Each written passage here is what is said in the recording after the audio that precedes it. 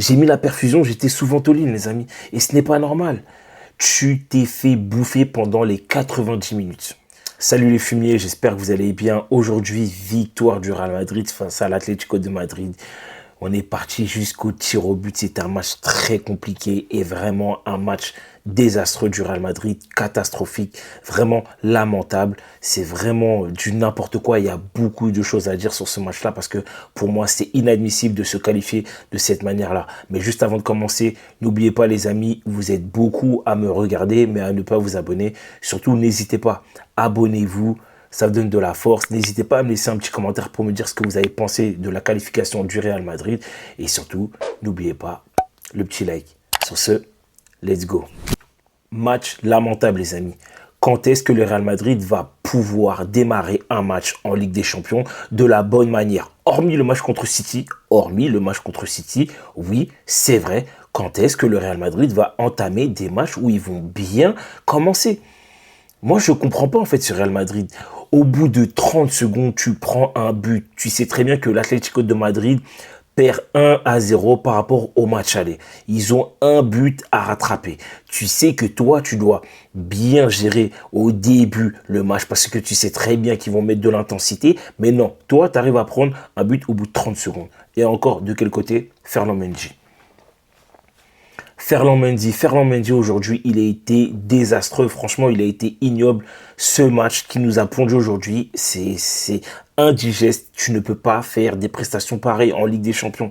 Tu ne peux pas faire des prestations pareilles. Et heureusement que Rudiger, Asensio et Valverde aujourd'hui ont fait le boulot. Alors, je vous parle même pas de Thibaut Courtois parce que pour moi, c'est l'homme du match. Il a été impérial. Mais le Real Madrid ne peut pas démarrer ces matchs-là de cette manière-là, les amis. Ce n'est pas normal. Carlo Ancelotti, je sais pas, il travaille quoi? Vous savez, toutes les fois où j'ai dit oui, Carlo Ancelotti, il n'y a pas de circuit préférentiel, on voit pas de cohésion, on voit que l'équipe est coupée en trois, entre la défense, le milieu de terrain et l'attaque, il y a ceci, cela, tout ça et tout. Ça faisait quelques matchs où on ne voyait pas trop toutes ces lacunes-là parce que Dani Ceballos était là, Tchouaméni avait récupéré son niveau, on a vu que Asensio Rudiger, les deux, ça matchait, on a vu Mbappé en jouant marquer des beaux buts, on a vu Vinicius faire toujours des différences sur le côté gauche, on a vu Rodrigo impérial aussi de ce côté où il faisait la différence en 1 contre 1, sur les combinaisons avec Valverde. On a vu un Bellingham entreprenant. Mais là, les gars, c'est pas bon ce qui se passe. C'est pas bon ce qui se passe. C'est la Ligue des Champions. Alors oui, à la fin, c'est toujours le Real Madrid qui gagne, il n'y a aucun problème. Mais moi aussi, des fois, j'aimerais bien avoir la manière. J'aimerais bien avoir la manière. Là, aujourd'hui, je vous le dis, hein, j'étais sous Ventoline, les amis. J'avais mis la perfusion. J'ai mis la perfusion, j'étais sous Ventoline, les amis. Et ce n'est pas normal.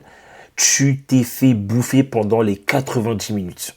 Pendant 90 minutes, tu as souffert. Tu as eu aucune action. Première mi-temps, tu as tiré 2 fois, tu as cadré 1 fois. Ta défense a subi beaucoup trop de vagues de l'Atlético de Madrid. Et c'est pas comme si l'Atlético de Madrid t'avait tout fait, non. Eux, ils jouaient bloc bas, ils avaient fait 2 ou 3 lignes défensives. On connaît, il resserre les lignes, il te laisse pas d'espace. Forcément, des joueurs comme Kamavinga, des joueurs comme Mbappé, des joueurs comme Vinicius, des joueurs comme Rodrigo, vu qu'il n'y a pas d'espace, c'est assez compliqué à jouer. Mais désolé, là, c'est le boulot de Carlo Ancelotti de travailler avec ses attaquants. Et surtout, c'est aux joueurs de se déplacer, de créer du mouvement et de faire la différence.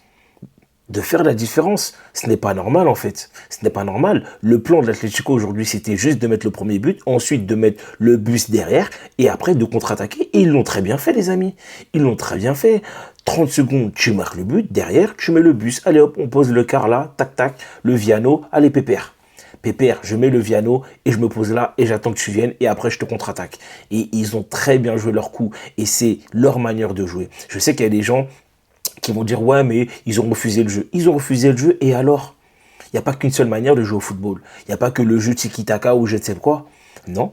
Si tu veux contre-attaquer l'adversaire, tu contre-attaques l'adversaire, il n'y a aucun problème. Mais eux, en tout cas, ils l'ont bien fait. Et c'est là où toi, tes attaquants devaient bien jouer les coups aussi.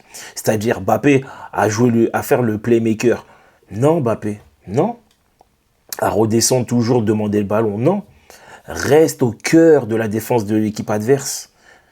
Pousse la défense à reculer. Parce que peut-être que toi, derrière, un Valverde, un Rudiger, un Tchouaméni ou un Modric, il va pouvoir tirer de loin. Tu ne sais pas. C'est à toi comment dire, de pousser la défense à reculer. Parce qu'en fait, tu pèses pas, tu prends pas les espaces, tu demandes pas dans les intervalles. Et il est là le problème. Il est là le problème. Et encore une fois, je ne veux pas m'attarder que sur Mbappé, mais je trouve que globalement, l'équipe n'a pas été bonne.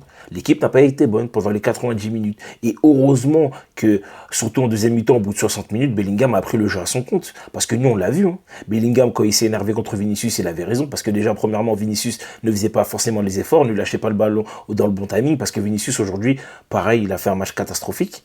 Il a fait un match catastrophique. Et heureusement que Bellingham a pris le jeu à son compte. Aujourd'hui, Bellingham, il a montré que même en faisant pas une bonne prestation, en tout cas, lui, il était prêt à lâcher, il était prêt à mouiller le maillot, à salir le maillot, en fait, tout simplement. Il était prêt à salir.